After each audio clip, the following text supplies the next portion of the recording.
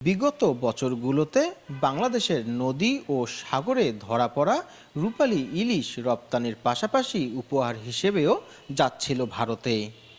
দুর্গাপূজার সময়ও বিপুল পরিমাণ ইলিশ ভারতে যায়।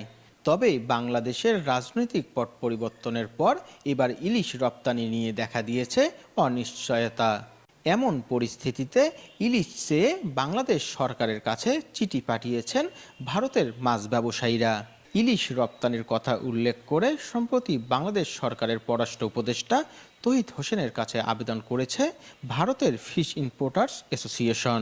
চিঠিতে সংগঠনটি লিখেছে, অত্যন্ত বিনয় ও শ্রদ্ধার সাথে আপনাকে জানানো যাচ্ছে যে আমরা 1996 সাল থেকে বাংলাদেশ থেকে ইলিশ মাছ আমদানি করে আসছি।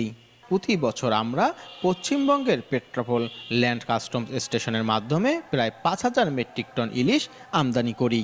এতে আরও বলা হয়, দুর্ভাগ্যবশত 2012 সালের জুলাইয়ে হঠাৎ করেই বাংলাদেশ সরকার ইলিশ মাছের রপ্তানি নিষিদ্ধ করে।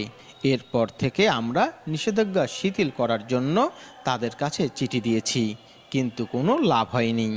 তবে গত 5 বছর সেপ্টেম্বর 2019 থেকে শুরু করে সেপ্টেম্বর 2023 পর্যন্ত বাংলাদেশ সরকার একটি নির্দিষ্ট পরিমাণ এবং সময়ের জন্য শুধুমাত্র দুর্গাপূজার সময় ইলিশ মাছ রপ্তানির অনুমতি দেয়।